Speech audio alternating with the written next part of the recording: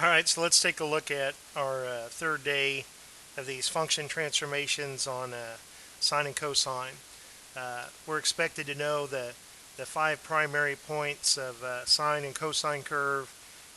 The period is always 2 pi divided by the coefficient in front of x. Coefficient in front of x here is 1. Hey, the period is 2 pi. The maximum is y equals 1. The minimum y equals -1. The maximum occurs here at pi over 2,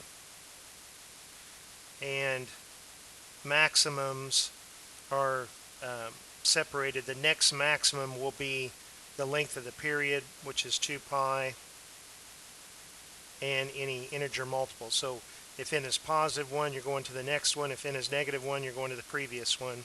If n is 2, you're jumping ahead 2. If it's -2, you're jumping behind -2. But add or subtract these the complete cycle, and you'll be at a max. We can see a minimum here at -1 at 3 pi over 2, and mins are also separated by the length of the period, so it's 2 pi n. The coefficient in front of there, the cosine and the sine, have a period of 2 pi. They have a center line at y equals 0. The maximum is 1. The minimum is -1. But there's been a shift. So the maximum here is occurring at 0, or now you don't have to put the 0, but sometimes people like putting it in because it establishes the pattern. 0 plus the length of the cycle, which is the period, 2 pi, and any integer multiple of that. So here, for the minimum at pi, and it jumped the next minimum, whether you go forward or backward, is the length of the period, the length of the cycle, where n is just any integer. 0 plus or minus 1 plus or minus 2 plus or minus 3, that's the set of integers. So here, this period is 2 pi divided by 3. The center line is y equals 0. The amplitude is 2, so the maximum is 2 units above this center line, so y equals 2, or 2 units below it is the minimum. So I have a blank sine curve right here, and all it takes is just to sketch that basic up and down motion, because we have a center line still at 0, but this time the amplitude, there's been a vertical stretch. So that's what you have so far. With the 3x, your period, the length that it takes to get this cycle has now been shortened, where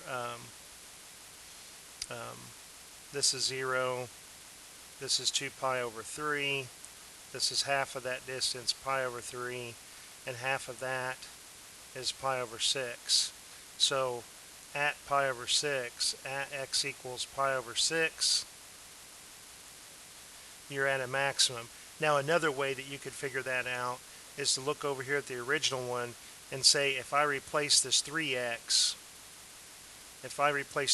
with the location where that max occurred on the parent graph, pi over 2, x is equal to pi over 6. That's what we just got. And the maximums are located a cycle away, a period away. The period is 2 pi over 3. So to go to the next maximum, you would add or subtract a complete multiple of this period, which is 2 pi over 3. The n is the integer, so it's just pi over 6 plus 2 pi 3 times n. For at -2, we know that if you add pi over 6 already to pi over 2 here, let's see, let's make sure that I got that spacing right. At 3 pi, if we replace 3x with 3 pi over 2, If you divide both sides by 3, you get pi over 2. So this minimum occurs at pi over 2, and any time you're one cycle away, one period away from that, the max and mins um, are equally spaced, and they're a period apart. Alright, so let's take a look. Now we have cosine. The coefficient in front of x there is 1, so the period is 2 pi. The center line, the new center line is 0, which is the same as the old center line. You haven't lifted the graph up or down. The amplitude is 1, so this graph still has the same range from -1 to +1 with the center line at 0. The maximums is going to occur. This -6 is actually a shift to the right pi over 6 units. If you take that expression, x minus pi over 6, and replace it with 0, you'll be at a max.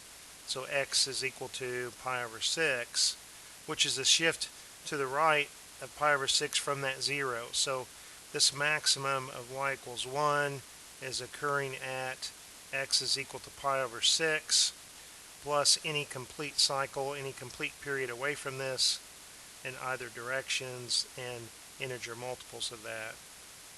Your minimum value here is -1. You're equally spaced with this phase shift.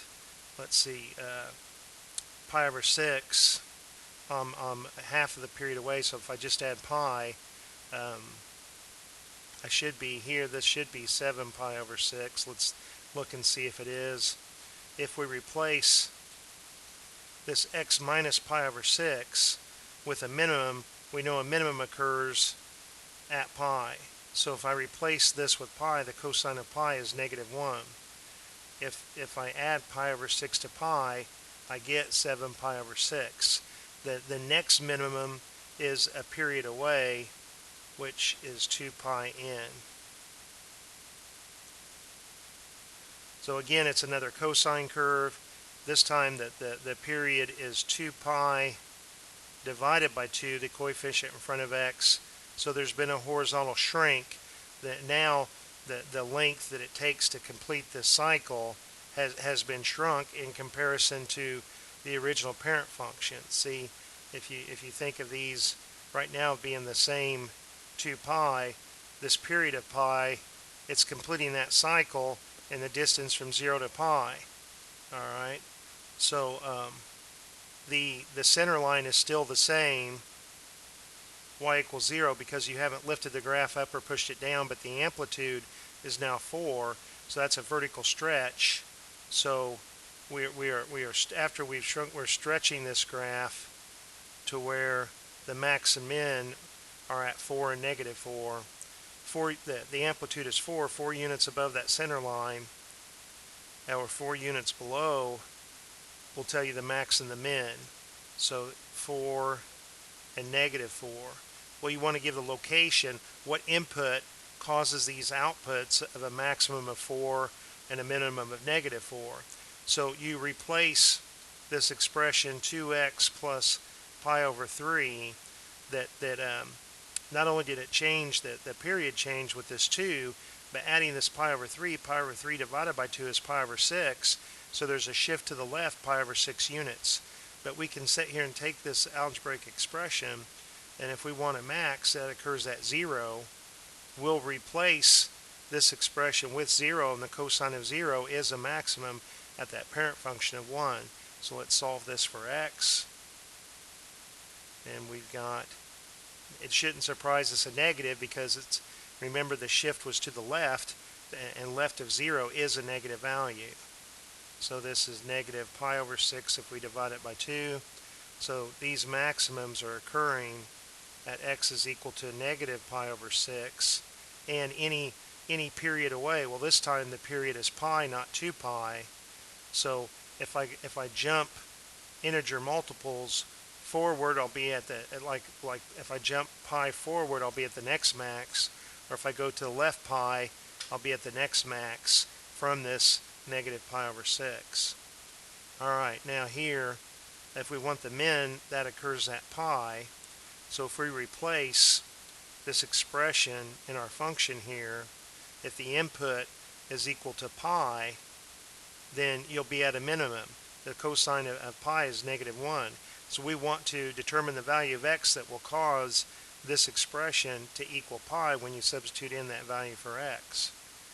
Solving for x, if we subtract pi over 3, we'll have 2 pi over 3 divided by 2, and you've got pi over 3. So at x is equal to pi over 3 plus pi n, because the max and mins are always located a period apart from each other. If you're at this min, the next minimum is one full cycle away, and that length of that cycle is pi. Or if you go to the left, you're going to the left pi units, or a multiple of pi units to arrive at another min. So there's our answers for number 5. For number 6,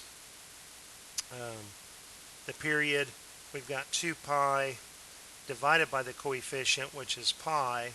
So the period here is 2. Their center line is at 0. You haven't lifted the graph up or pushed it down. You have an amplitude of 3, but remember, this is going to be a flip with this negative sign across the x-axis. So what used to be maximums is now going to be minimums. So I'm going to think about that negative sign right there, and the max is now the min, and the minimum is now the max, because I have to think about reflecting this graph across the origin. So this blank here is not going to help me unless I can flip it, so I'm just going to delete it. Now, with a center line still at 0 and an amplitude of 3, because you take the absolute value of -3, I'm 3 units above 0 for the maximum, and I'm 3 units below 0 for the minimum. But remember, now the locations have changed from your basic sine curve. Your maximums are now occurring at 3 pi over 2. So if we replace pi times x plus 1/2 with 3 pi over 2, we need to solve this for x. So let's subtract 1/2, 3 pi over 2 minus 1/2. I'm not going to really do anything with this because I can't combine the numerators. I'm not going to convert it to a decimal number. Let's see, let's divide through by pi, and I'm going to pause this. Alright, so I'm back. Sorry about that. Let's divide both sides by pi. I hope I didn't. Okay, I can't tell if I'm recording or not. If I divide everybody by pi, the first term, the pi cancels. In the second term, I now have a pi in the denominator. So that's occurring at whatever this 3 over 2 minus 1 over 2 pi is. Now, the next maximum is going to occur a cycle away, and the cycle is 2. So any integer multiple of 2, you'll be at the next maximum of y equals 3. We know that minimums occur because of the negative sign, because of the reflection. They occur at pi over 2. See, normally pi over 2 is the location of a max for a sine curve, but that reflection made the maximum values minimum values and vice versa. So if I solve this for x, I've got pi over 2 minus 1/2. If I divide by pi, that pi's cancel, and now if I divide by pi here, I have a pi in the denominator. So these minimums are going to occur at this value of x, 1/2 minus 1 over 2 pi, and any full period away, any full cycle to the left or to the right. So that means that we add 2 in, and there's our answer for number 6. Boy, the sun is coming in through the back window here, and it's making it hard for me to see the screen, and I already have a difficult time. Um, so now this is the basic sine curve, and we're interested in how the center line. So for the sine curve, the period is 2 pi. It crosses the center line. The center line is the line y equals 0, and it's crossing it at x equals 0. And this time, instead, the next time it crosses its center line is not a period away, but half a period away. So always divide your period by 2, and so half of the period is pi. And again, you don't have to put the 0 there, but students sometimes like doing it just to see how they establish that pattern. And n can be any integer. And that's my answer for that one. For the max and min, I had 2 equations, but this is just the center line. Adjust that, plug in different values for n, and you'll be at different points on that center line. For the cosine curve, the period is 2 pi. Our center line is the x-axis, y equals 0, and you're crossing the center line here at pi over 2, and the next time you cross the center line is shorter than the period. It's half of the period, and half of 2 pi is pi units away, so it's pi n. Alright, so let's continue. Now the period here, the period is always 2 pi divided by the coefficient, which is 3. Our center line is at y equals 0. You haven't lifted it up or down, so our center line is at y equals 0. Now it's crossing where is it crossing the center line at? Well, the sine crosses the center line at 0, so if we replace 3x with 0, hey, the solution to that is x equals 0. So at x equals 0. Now, the next time that it will intersect the center line is a half a period away. Not a full period like the max and mins were, but half a period. Half of 2 pi over 3 is pi over 3, and so we just have that times some integer value. So there's our answer for 9. For 10, the coefficient is 1, so this period is 2 pi. There's been a horizontal shift by pi over 6 units. The center line, we haven't lifted the graph up or down, so the center line is y equals 0, and it will intersect that center line at x. Well, we need to replace this x minus pi over 6. For the cosine curve, it first intersects on this first cycle here at pi over 2. So if we replace x minus pi over 6 with pi over 2, then we'll be on the center line. So we need to solve this for x. So if we have pi over 6 plus pi over 2, 4 pi over 6, or that's 2 pi over 3. So the next time I cross the center line is half of the period away. If the period is 2 pi, half of that is pi, and so I'm intersecting any time that let n be any integer, 0, plus or minus 1, plus or minus 2. Add these two values together, multiply by pi, add these together, plug it in for x, do this arithmetic, and I guarantee you that the output of this cosine will be 0. You'll be on the center line. Alright, so let's take a look at this. We've got our basic cosine. Our center line, let's start with our period. Our period is 2 pi divided by the coefficient in front of x, which is 2. So we've got a period of pi. There's been a horizontal compression, which is a little bit counterintuitive. People at first think that if you multiply by 2, you're going to be stretching it, but things in the domain act counterintuitive. So it's a horizontal compression by a factor of 1/2. So we took half of the original cycle, the original period for this guy. Half of 2 pi is pi. This is going to be a shift to the left because you don't actually add, you subtract. And for these periodic functions, you take this divided by the coefficient. So I know that this point here is going to move to the left pi over 6 units, and to the left of 0 is negative, so I'm expecting, well, that would be a max. I'm expecting this pi over 2 to be shifted to the left pi over 6 units. So let's take this 2x plus pi over 3. Now, since my center line is at 0, but the amplitude is 4, well, my center line here is 0. I'm starting to get mixed up between, and maybe I just need to slow down, between where it crosses the center line and where it crosses the max and min, so you got to be careful. It's crossing the center line at pi over 2, so I know that the cosine of pi over 2 is 0, so if I make x a value such that this 2x plus pi over 3 is equal to pi over 2, then I'll be on the center line. So if I solve this for x, if I subtract this, 3 pi over 6 minus 2 pi over 6 is pi over 6. If I divide, I've got pi over 12. So I know that it's crossing the center line at x is equal to pi over 12.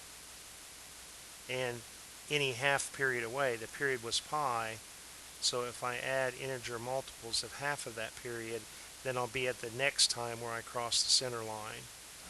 Alright. Oh, I thought we were done. The period here is always 2 pi divided by the coefficient, which is pi, so this period is 2. Boy, I have a reflection here, so I need to not think about that graph, but this negative sign reflects across the x-axis, so what was up is now down. But notice it changed the max and mins, but a reflection across the x-axis doesn't change where it crosses the center line. So I'm really not all that afraid of that negative sign like I was when I was determining my max and mins. Not afraid, I just have to be conscious of it. So this expression pi x plus 1/2, if we find the value of x such that when you do this arithmetic you get 0, then we know we'll be at the center line, and we know that the center line is the line y equals 0 because you haven't lifted the graph up or down. So if I solve this for x, I've got negative 1 divided by, see, I have to divide by pi, negative 1 over 2 pi. So this is at x is equal to negative 1 over 2 pi. The next time I intersect the center line is going to be half of the period. Half of 2 is 1. So I'll just add or subtract integers 0 plus or minus 1 plus or minus 2 plus or minus 3 and so on. So is that it? Nope. Gosh, I thought we were... Man, I'm having a hard time seeing with the sun coming in. Alright, so they're wanting me to answer these things, which, it's going to be easy to do. The period is 2 pi divided by 4, because 4 is the coefficient, so this reduces to pi over 2. So we know that that's a horizontal shrink. Instead of completing the cycle a length of 2 pi, now you're completing that cycle in a length of from 0 to pi over 2. The amplitude, the amplitude is 2, and the center line, this time we've lifted the cosine graph, we've lifted the center line up 9 units, so the center line is the line y equals 9. 2 units above that center line, you'll be at 11, and that's a maximum value, and 2 units below that center line, you'll be at 7, and that's a minimum value. So where does this graph cross the center line? This 4x minus 7 pi over 6, the cosine crosses the center line at pi over 2. If we were just taking the cosine of pi over 2, we'd be at the center line. So we want to solve this for the value of x such that this expression is equal to pi over 2. So solving for x, pi over 2 is 3 pi over 6. If we add 7, then we get 10 pi over 6, which that reduces, to 5 pi over 3, and if I divide by 4, then I've got 5 pi over 12. So I claim that we're going to cross this center line when x is 5 pi over 12, or if you're half a period away from that. If the period is pi over 2, half of that is pi over 4, and any integer multiple of that pi over 4. For my maximum values, now it's not going to be pi over 4, it's going to be the full period away. So let's do this maximum value. The maximum value for cosine occurs here when you're taking the cosine of 0. So if this x were a value such that when you did this subtraction that you got 0, then we know that we would be at a maximum value. So if we've got that 4x is 7 pi over 6, if we divide by 4, then we've got 7 pi over 6, and 4 times 6, 24. So this maximum is occurring when you input into this function 7 pi over 24, because over 24. When you replace x with 7 pi over 24 and you do this arithmetic, you'll get 0, and the cosine of 0 is 1, and you'll have 2 plus 9, which is 11, and that's the maximum value. Now, max and mins are located a full cycle apart. Since our period is pi over 2, we'll add a complete cycle or subtract complete cycles to get to the next maximum, either to the right or to the left. Now, for cosine, the minimums occur at pi, so if we find the value of x such that when you plug in that value of x, this arithmetic is equal to pi, then you'll have the cosine of pi, which is -1, and you'll have -2 plus 9, which is 7, and that's our minimum value. So let's solve this for x. If we add 7 pi to both sides, then we get 13 pi over 6, and if we divide by 4, we've got 13 pi over 24, so x is equal to 13 pi over 24. Now the next minimum values are separated a full cycle apart, and if the period is pi over 2, then we just multiply integer values times pi over 2. So let's see, do we have any more? Yep, I keep for the last 4 problems I thought it was the last one. Alright, so let's take a look at this guy. The period is 2 pi divided by pi over 2. The pi's cancel, and when you divide by 1/2 is the same as to multiply by 2. So that arithmetic results in 4. The amplitude is the absolute value of this multiple, so I have an amplitude of 5.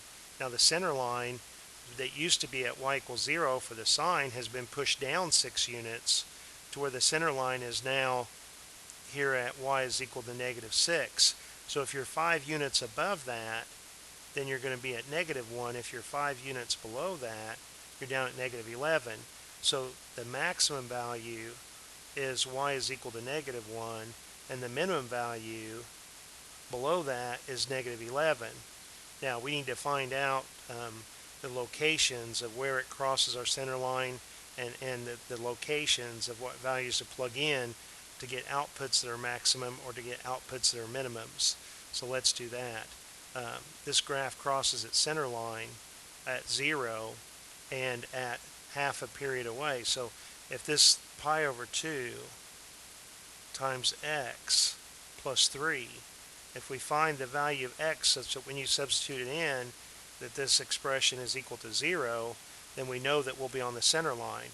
Let's solve this for x. We've got pi over 2 times x is equal to -3, and x is equal to, if you multiply by the reciprocal, 2 times -3 is -6 divided by pi.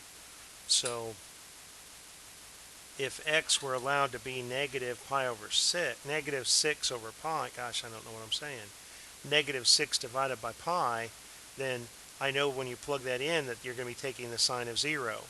I also know the center line is half of a period away. If the period is 4, then every time you jump 2 units to the right or to the left or multiples of 2, you're going to be at the next center line. Now the maximum values are occurring here for the parent function at pi over 2. So if this expression, if we could find the value of x so that when you plug in that number, this expression equals pi over 2, we know that we'll be getting a maximum for the sine value. Or excuse me, yeah, a maximum. So let's solve this for x. I've got pi over 2x is equal to pi over 2 minus 3. If I multiply both sides by the reciprocal, 2 over pi, what am I going to get? Well, let's shrink this up so I can have a little bit more room. I'm going to get x equals, when I multiply these, they're reciprocals, so I just get 1 minus 3 times 2 is 6 divided by pi. So this maximum of -1 is occurring at 1 minus 6 over pi in any complete period. So add or subtract complete multiples of 4 and you'll be at the next maximum. Now what about the minimum values? If we replace this algebraic expression with 3 pi over 2, then we know we'll be at the minimum value. Having a hard time seeing this. So let's solve this for x. So I've got pi over 2x is equal to this 3 pi over 2 minus 3. If I multiply by the reciprocal here, I'll have x. And I've got to do the same thing over here, 2 over pi. So when I multiply that first term, the 2's cancel, the pi's cancel, and I just have 3. And the second term is minus 6 over pi. So this guy, x, is equal to 3 minus 6 over pi. And again, the next minimum value is a whole cycle away, and the length of the cycle, the length of the period was 4. So if we add or subtract multiples, integer multiples of 4, we'll be arriving, it's just kind of follow the bouncing ball, you'll arrive at the next minimum value. Alright, so let's see, is that all of them? Hey, I think that's all of them. Sorry that I couldn't see that well, that took so long. Hope that helps, and I'll talk to you later.